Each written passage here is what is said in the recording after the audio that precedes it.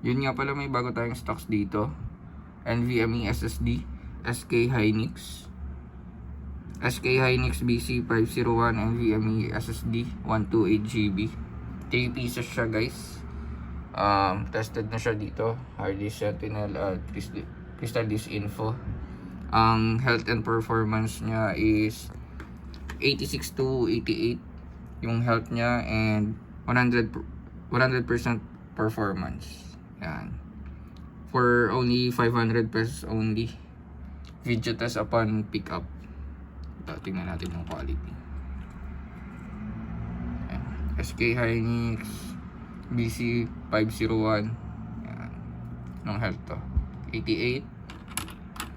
Ito naman 86. At ito is 88. Message lang kayo sa page. 500 pesos only.